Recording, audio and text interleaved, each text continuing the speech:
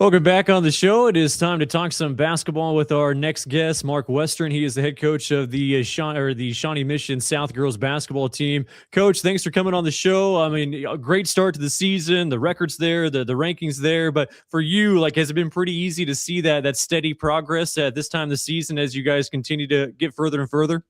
I believe that yes, we've continued to improve. I think a lot of times I've had teams where I feel like when we get to the midseason, that's kind of probably as good as we're going to get.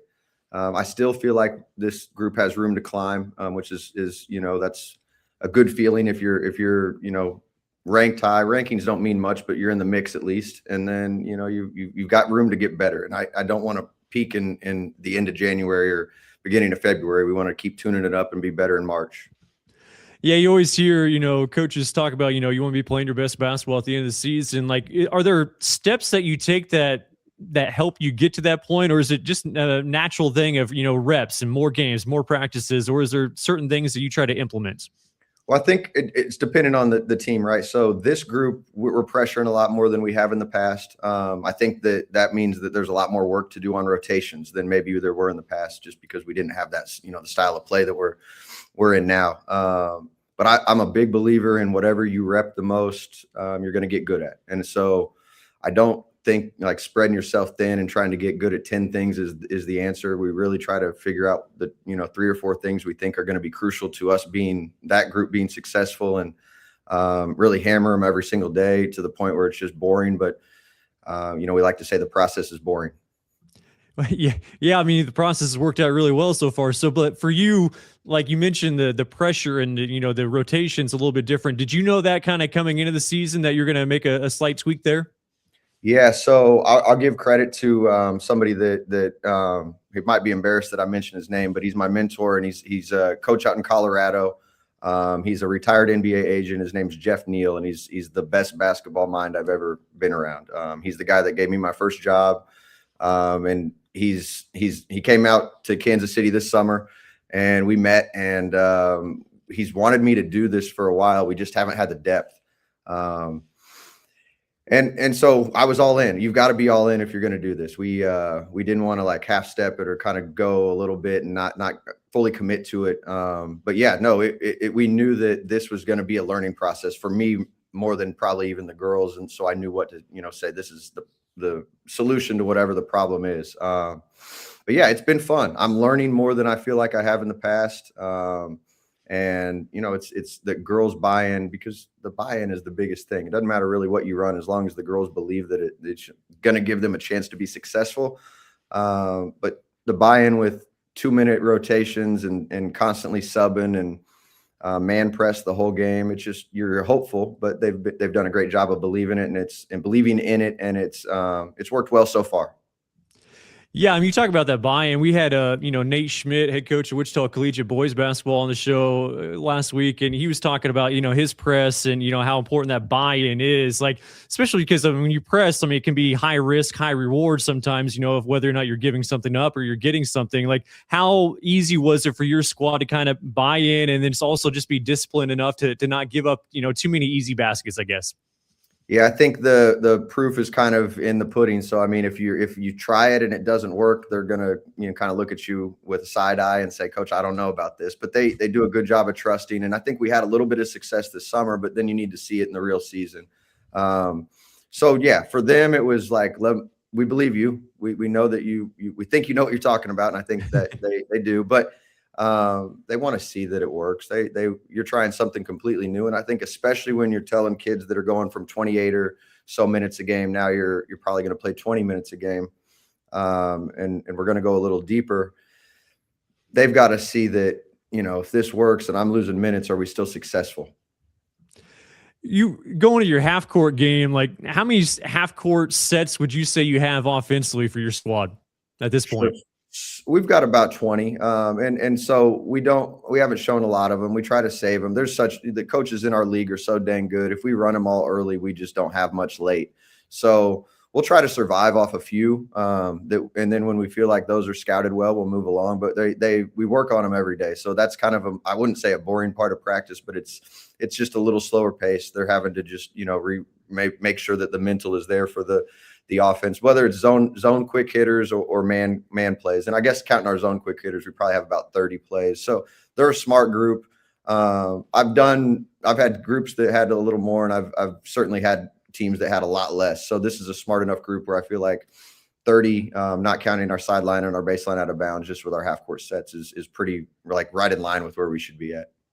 I know you noted you don't want to drill them with too many new things all at once. Like, but how often do you try to incorporate maybe like one or two of those new plays like each week? Like, what's your philosophy on that?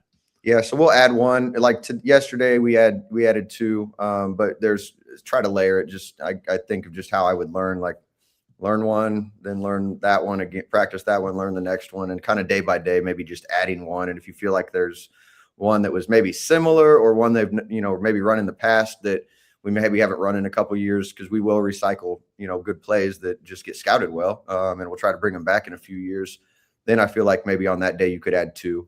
I think early what we try to do is add like all 10. So if we start with 10, I'll try to give them all to them at the beginning. They have a playbook that's, something it's an app, so they can get on their phone, and instead of TikTok or whatever they're going to spend their time on, they can look at the offense, hopefully, for a little bit. And it's worked well where I feel like they've been prepared, maybe more so than before when we didn't have necessarily an electronic playbook. The kids are on their phones, so if they can, the buy-in's there to at least look at it for 10 minutes, it helps. Yeah, I know, like Huddle, you can track, how much game film, like a certain player watches. Can you track that on the app to make sure, hey, I noticed you didn't watch any of the plays? No. So the way we do it is I'll just say, I trust that when we get to that point, they know them. I'll start up calling out random plays, and then the consequences is baseline if they don't know them. So they're on each other. Like, do you know it? Make sure you know it. Make sure you know it. And they'll be, hold on, coach, I think we need to go over it one more time. So they police each other pretty well with that. The Huddle stuff is interesting, though, because you will see some kids that just are watching a lot more film than maybe the other kids, and that's awesome to see. It is cool to see that. Talk with Mark Western, head coach of the Shawnee Mission South girls basketball team. You arrived in 2019. Take me back to that point. What was it like just kind of settling in as the head coach?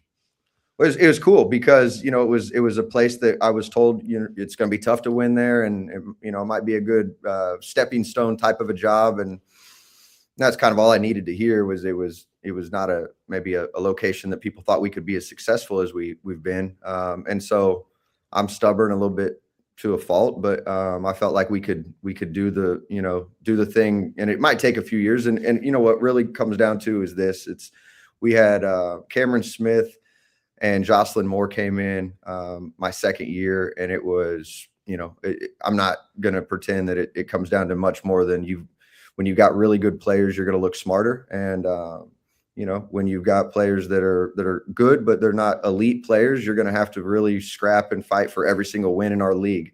It's not a coincidence that I had more success when we got some college basketball players coming through. Now, starting them as freshmen, there were some growing pains, but the work ethic was great. The buy-in was great. And then I think what that does is it just kind of snowballs down. And we have one girl that remains that played significant minutes that's healthy this year.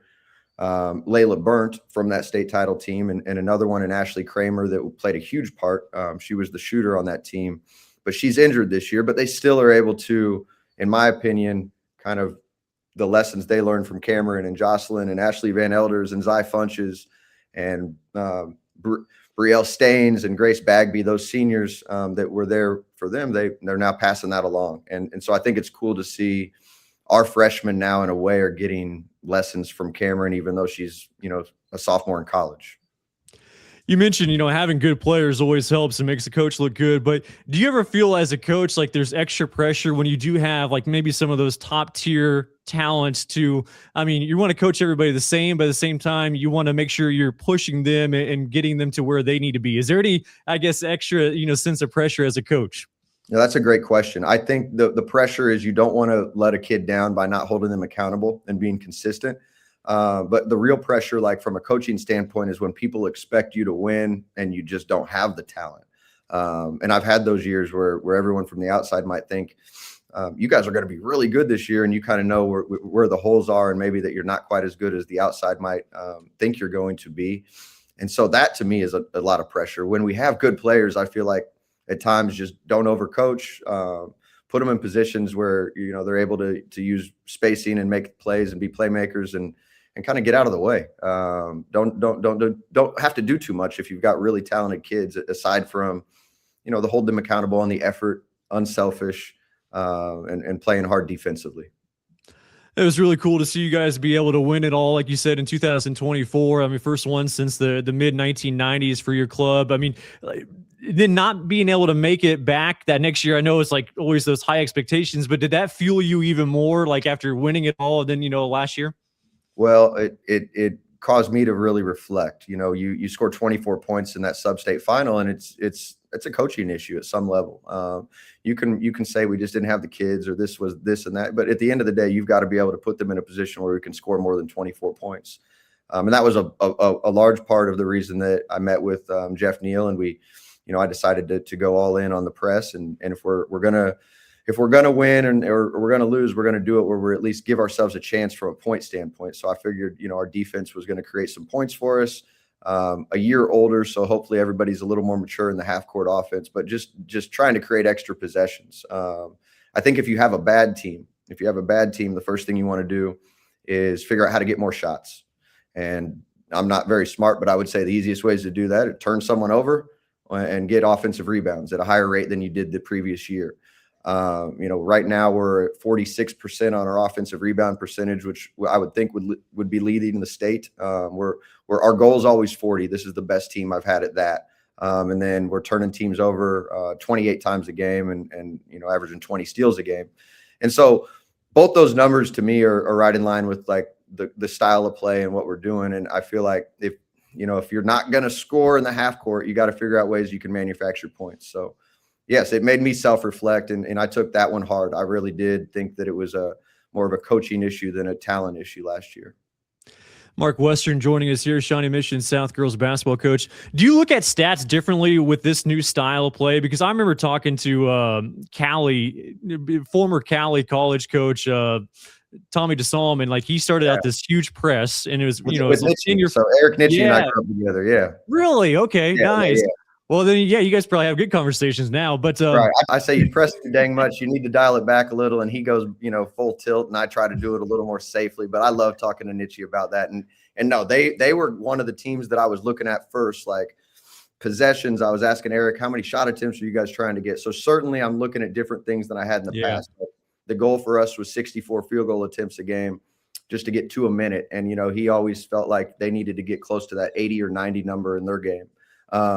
And so, it's been cool. And that you mentioned Callie and Hutch, obviously now he's doing a great job at Butler. So it's cool. Yeah. And it's fun because I'm not going to convince him that he should run our style a little, more so than what he does. And he ain't going to sell me on his, but they're similar. It's kind of the same mind frame. I think he is completely insane giving up 100, but I know other coaches are like, you're giving up 55 points to this team. We held them to 30. And so they probably think I'm a little crazy, but no, Nitchie does a great job. And I definitely picked his brain and tried to learn from him on that stuff. Because I remember talking and hearing their conversations, field goal percentage, you want to shoot well, but it didn't mean as much. They were looking at rebounds and like you said, shot attempts and steals and just possessions. So you might only shoot 5% from outside, but if you're shooting 60 of them, that's a big difference. So yeah, no, you're right. I kind of use this example. I said and I don't know, I haven't looked after our last game. It wasn't quite the same margin, but we were at about 65 attempts and our opponents were at 36 attempts. So we don't even have to take good shots at some level. Yeah. If you're shooting 65 times and they're only getting 36, it's not, it doesn't take a genius to figure out probably who's going to come out on top there.